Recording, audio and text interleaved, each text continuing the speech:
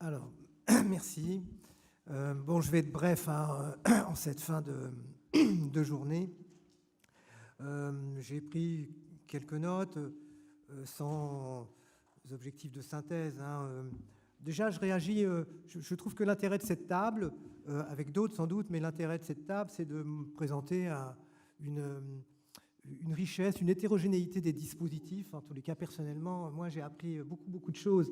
Moi qui ai une orientation, j'allais dire, qui est la mienne, mais enfin qui est plus analytique. Et je trouve que là, on a une présentation tout à fait concrète, enthousiaste en plus, de cliniciens qui présentent leur travail avec sincérité, sans, on va dire, le vernis théorique ou même l'assèchement théorique habituel, si on peut dire, et que ça me permet à moi, mais sans doute à beaucoup, on va dire, d'être d'abord confronté à des discours, on va dire, différents, on va dire, de notre milieu souvent protégé, de confronter, pour dire les choses d'une manière savante, des épistémologies, si on peut dire comme ça, c'est-à-dire avec quoi on travaille.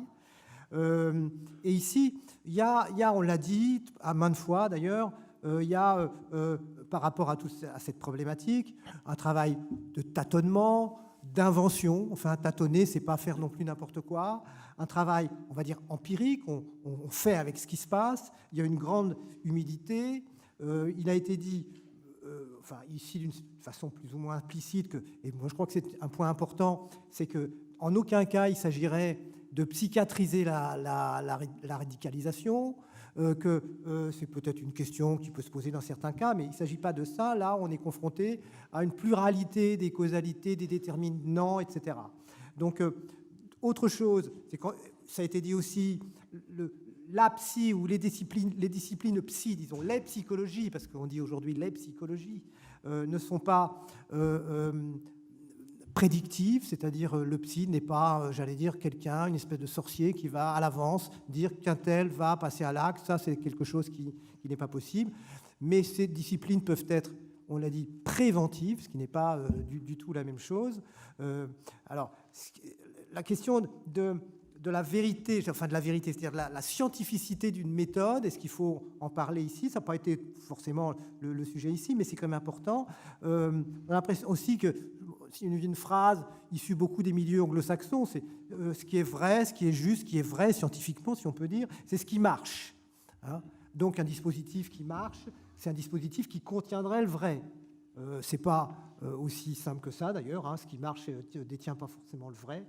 Mais il y a un peu ça. L'important, c'est de savoir si on va dire, à l'extrême d'une orientation qui serait celle de la psychanalyse, où on laisse, on va dire, le sujet se traiter lui-même, en quelque sorte, dans un cadre précis, transférentiel, etc. Bon, voilà un modèle qui, certainement, ne peut pas fonctionner dans une application aveugle, certainement. Et à l'autre bout, pas plus des dispositifs de dressage ou de rééducation, ou de conditionnement ou de déconditionnement, ce qui n'est pas davantage possible.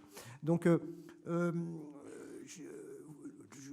j'ai noté un certain nombre de choses par intervenant. Donc, enfin, je n'ai pas grand-chose à dire là-dessus. Moi, j'ai été vraiment intéressé par les 4 interventions.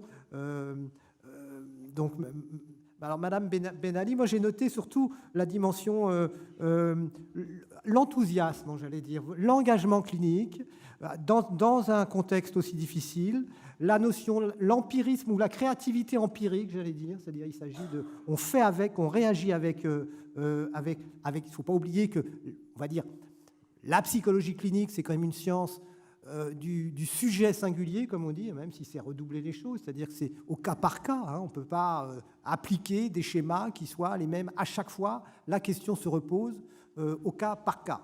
Donc, bon, moi j'ai été sensible à votre présentation. Alors, les exposés de Monsieur Dieu et Sorel, c'est ça, hein, oui. Alors là, on a affaire évidemment à un contexte, enfin un style tout à fait particulier, c'est très inspiré sans doute, enfin de toute la psy, j'allais dire anglo-saxonne, québécoise, enfin quelque chose comme ça. Je ne sais pas si vous serez d'accord avec moi.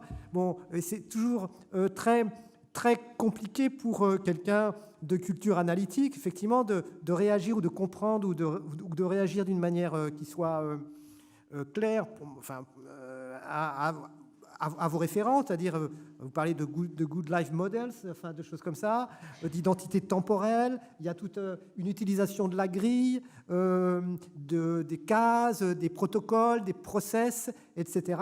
Donc voilà, moi je pense qu'il faut entendre de besoins fondamentaux, vous avez parlé de besoins fondamentaux, mais on en avait parlé dans l'exposé précédent.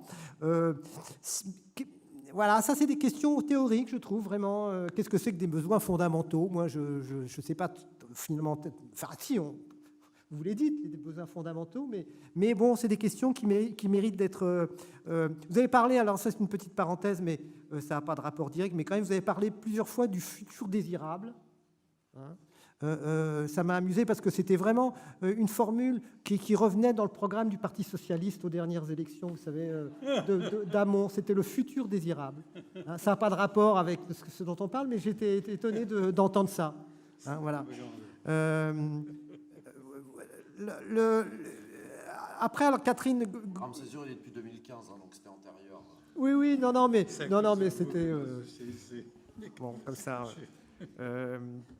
Donc après, il y a dans les deux derniers exposés toute une présentation, mais vraiment passionnante de la... Alors, Madame Gransart, qui vous travaillez au centre Georges Devreux, donc avec toute une culture, on va dire, ethnopsychiatrique, et je trouve que là, on est vraiment, et dans les deux derniers cas, finalement, les deux dernières interventions, on est vraiment dans la question du discours. Enfin, c'est-à-dire comment est-ce qu'on fait avec le discours du sujet, puisque c'est quand même là-dessus qu'on travaille, hein, pas simplement aussi, c'est-à-dire comment est-ce qu'aussi, avec Madame Marty par exemple aussi, vous avez pas, le mot n'a pas été prononcé, mais c'est qu'est-ce qui se passe, pas simplement parce qu'il y a de la parole, mais parce qu'il y a de la parole adressée à quelqu'un ou à quelque chose.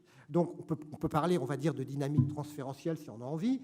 Bon, on n'est pas obligé d'ailleurs, mais qu'est-ce qu'on fait de cette parole, hein? Quand vous parliez de ces enfants, de ces effets de groupe, il y a des effets de groupe tout à fait particuliers qui s'adressent à l'intérieur d'une institution donnée.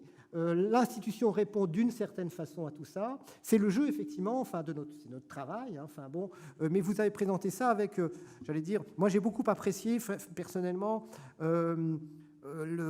vous avez des formules, l'instant, je ne sais plus très bien, l'instant à risquer ou quelque chose comme ça, non l'instant à risquer, les temps de faire, voilà, la temporalité de l'acte clinique thérapeutique est vraiment là une question qui nous touche pas simplement d'ailleurs par rapport à la radicalisation. À quel moment un clinicien peut jouer de son levier? Quels sont les leviers du changement dans le registre du psy? Alors ça, c'est une question qui nous intéresse tous. Personne ne détient vraiment qu'est-ce qui fait que ça change et qu'est-ce qui fait qu'un psy peut y faire quelque chose dans ce changement. Voilà, ça, c'est des questions vraiment fondamentales qui dépassent notre sujet. Mais en tous les cas, voilà, je trouvais un grand intérêt à vos exposés et je vais m'arrêter là parce que je pense que ça suffit. Voilà, merci. Merci.